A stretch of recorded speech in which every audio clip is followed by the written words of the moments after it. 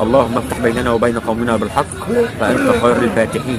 النهارده الكلام ما تسمعوش بودانك، اسمعه بعقلك، لأن مهما الكلام كان معبر، المغزى ورا الكلام هو المطلوب. احنا بنستعد لحروب آخر الزمان، الحرب الأخيرة. الحرب دي مش تبقى بين الدول، هتبقى بين الدجال وبين بني الإنسان. طبعا كل جيش ليه أعوانه، وحتى الدجال ليه أعوانه من بني الإنس. بس أنا النهارده مش مهمتي أقول لك أنت مستعد ليها ولا لأ. أنا مهمتي إن أخليك تعرف أنت مستعد ليها ولا لأ. الكلام اللي هتقوله النهارده مهم جدا، مهم إن أنت تفهمه، ومهم إن أنت تفكر فيه. كلام مش لمجرد الكلام، كلام مقصود بيه إن إحنا نفهم، ناخد بالنا من اللي جاي، ونحدد الفريق اللي إحنا هننتمي ليه من دلوقتي. هل هنبقى من فريق أهل الشر، ولا هنبقى من فريق المهدي المنتظر عليه السلام؟ وسؤال الكاهن الأكبر في المحراب المظلم الصامت صمت القبور على لسان أبناء المخلصين، أبناء 313 ليكم، لازم تسمعوه. الأول لازم تحرر عقلك من كل الكذب والغش اللي حواليك. طب تعرف إزاي إن عقلك حر ولا أسير؟ مع إنه عقلك، بس ممكن يكون أسير الوهم، أسير الخداع، أسير سحرة فرعون الموجودين بينا لحد دلوقتي على مر الزمان. زمان كانوا بيخدعوا الناس بالسحر، دلوقتي بيخدعوهم بالعلم. زمان كانوا بيجتمعوا في الساحة يعرضوا سحرهم وخداعهم على الجمهور. النهاردة الخداع بيوصلك على تليفونك، على شاشة تلفزيونك، على كل المواقع. فساعدني حرر عقلك. سؤال لحضرتك، هل لسه بتؤمن بالخير؟ هل لسه بتؤمن ان الخير موجود بين البشر؟ هل لسه بتؤمن ان انت ليك اراده حره تختار بيها؟ تقول ده لا وده مهما كان اللي بيتقال حواليك او اللي بيحصل حواليك او اللي انت شايفه حواليك.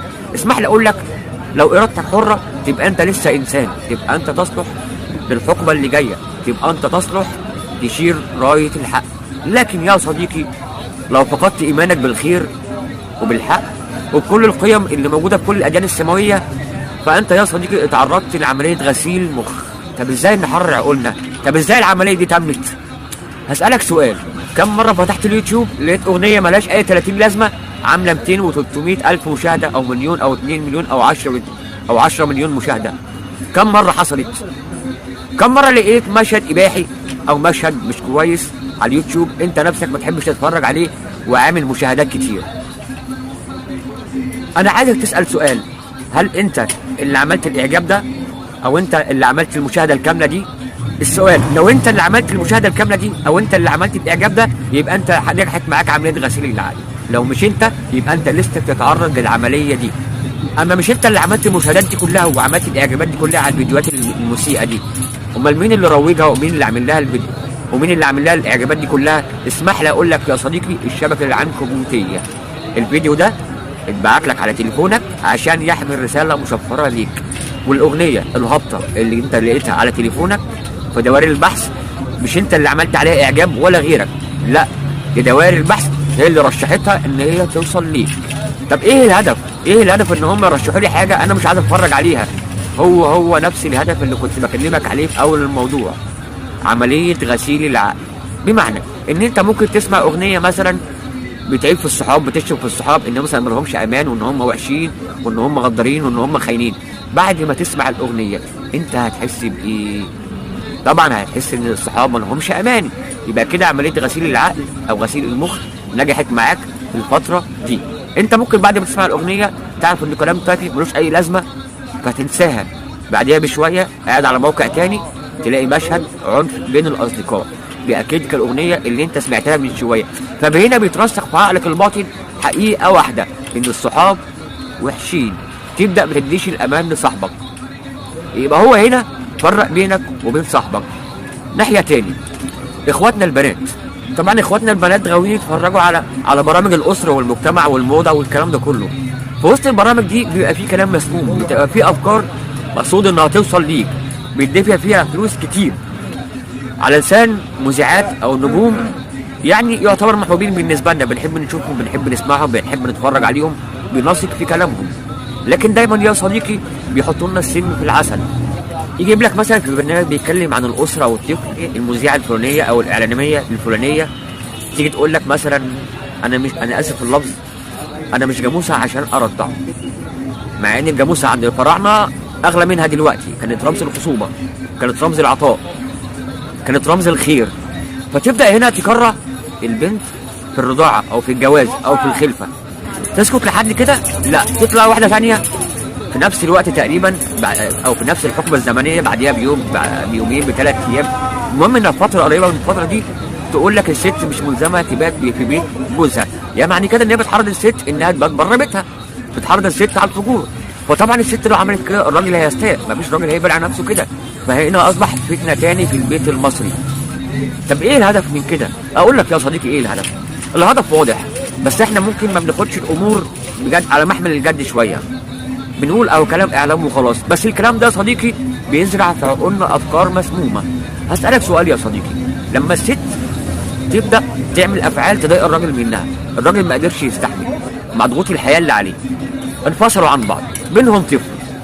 طب انا هنا اسال الست دي سؤال، انت بعد ما تبقى معاكي طفل او طفلين او 3 اطفال، طبعا دلوقتي انت خدتهم من ابوهم عايشين معاكي بسبب بقى العند بقى، بسبب اي حاجه، مش ده موضوعنا. طب انت دلوقتي هتصرفي عليهم منين؟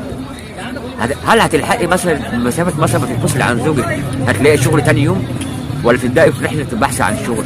طب قدري رحله البحث عن الشغل دي طالت، انت محتاجه فلوس عشان تصرفي، عشان تشيلي بيت انت مش مؤهله ان انت تشيليه، لان انت برضه صعب تعملي دور الست والراجل في وقت واحد، هو ربنا خلق كل واحد عليه دور بيقوم بيه، محدش يقدر يقوم بالدورين. فهنا طبعا الست الكل هتتعثري ماديا. يبقى نرجع لاول الكلام واقول لك السبب كان ايه. السبب ان حضرتك سمعتي للمذيعه اللي في التلفزيون او الاعلاميه اللي في التلفزيون اللي بتسخنك على جوزك، كان هدفها ان انت تسيبي جوزك. طب الله، طب ايه هدفها من كده؟ هي هتكسب ايه؟ هي خلاص كسبت التمويل اللي هي تمولته، الفلوس اللي خدتها من ورا البرنامج الموسيقي اللي بتقدمه في التلفزيون او بتقدمه على قناه فضائيه. لكن الست الكل اللي دفع لها الفلوس دي هدفه ايه؟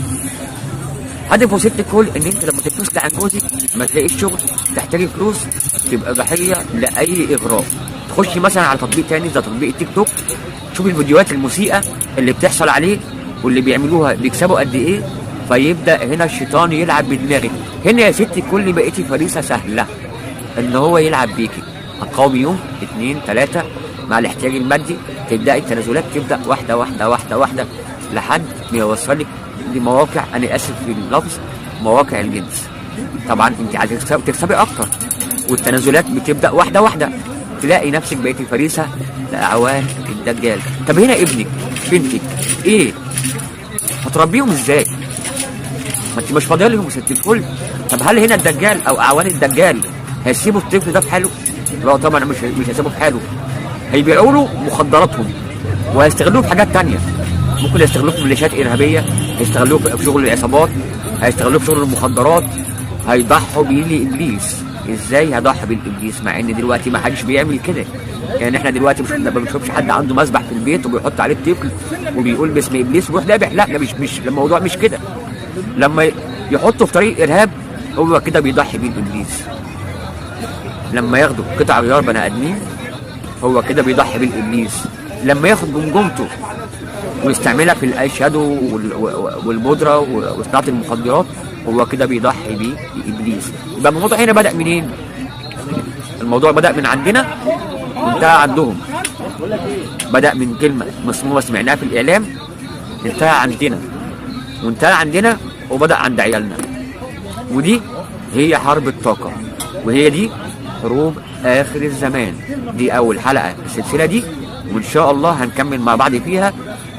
بس ما تستغربش من اللي هتسمعه، ده احنا يا دوبك بسم الله الرحمن الرحيم بنمهد، اللي جاي صعب. بس الحقائق كلها ما ينفعش تتقال مره واحده عشان العقل العادي احتمال يكذبها، لان احنا دلوقتي في زمن الخداع. واسيبكم في رعايه الله اغلى ناس. السلام عليكم.